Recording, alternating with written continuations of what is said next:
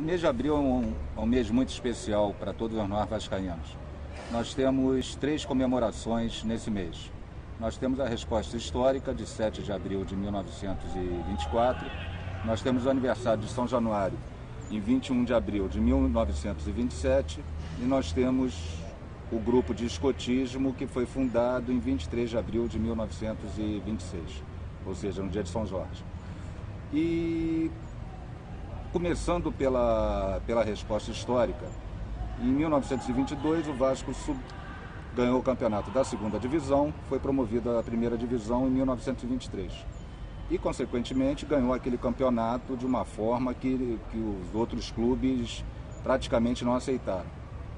E para que o Vasco pudesse disputar o campeonato de 1924, eles exigiram que o Vasco eliminasse do seu time todos aqueles jogadores da chamada classe popular, ou seja, negros, pobres, operários. E o nosso presidente, à época, respondeu a essa associação que não iria de forma alguma excluir essas pessoas do nosso plantel e que, consequentemente, o Vasco estaria se desfiliando dessa associação. Em razão disso, em 1924, o Vasco disputou por outra associação. Em 1925, tentaram unir as duas associações, mas tirando essa imposição ao Vasco de excluir os negros e operários, porém, vieram com praticamente outra exigência, ou seja, que o Vasco não tinha estádio para jogar. Resumo dessa história toda: os vascaínos se uniram, os sócios, torcedores, compraram esse terreno em 1925. Em 1926, começaram a obra da construção de São Januário.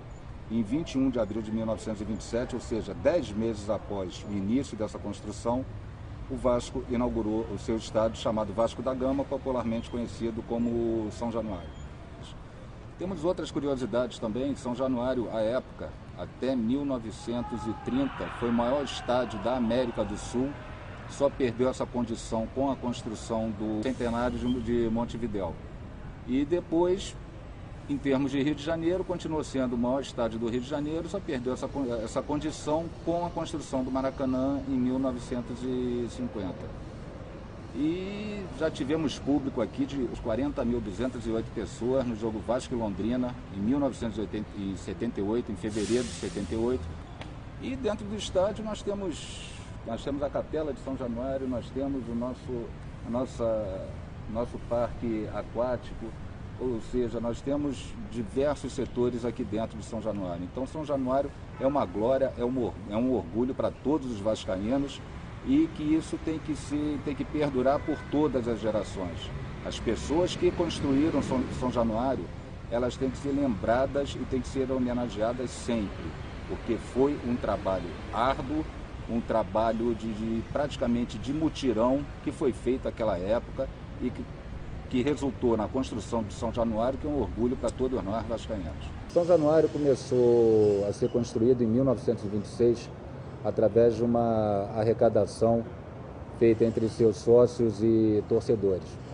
À época havia muita discriminação com relação ao Vasco, principalmente com relação ao racismo, que na época o futebol era totalmente racista, e com relação também ao Vasco não ter estádio. Ou seja, em 10 meses os torcedores vascaínos e os sócios vascaínos conseguiram erguer São Januário, estádio este que foi inaugurado em 21 de abril de 1927, e com isso, claro, construção de São Januário, a nossa tribuna de honra foi construída também à época, na parte central do estádio.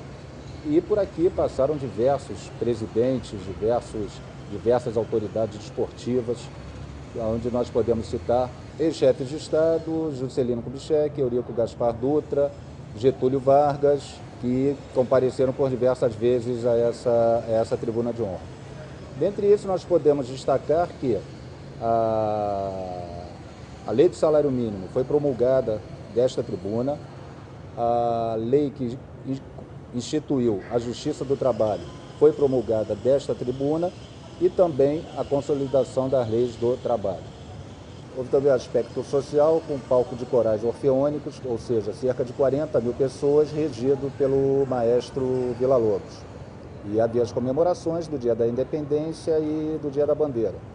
Além disso, São Januário também foi palco de desfiles de escolas de samba, sendo o primeiro em 1943, de forma não oficial, e em 1945, de forma oficial, sendo campeã a Portela. A tribuna de São Januário, ela está ligada diretamente ao aspecto político e social do Brasil naquela época, enquanto Distrito Federal, que era aqui no Rio de Janeiro. Então, os grandes acontecimentos dentro do Rio de Janeiro, seja no aspecto político, seja no aspecto social, invariavelmente eram aqui em São Januário e partiam aqui da nossa tribuna de honra.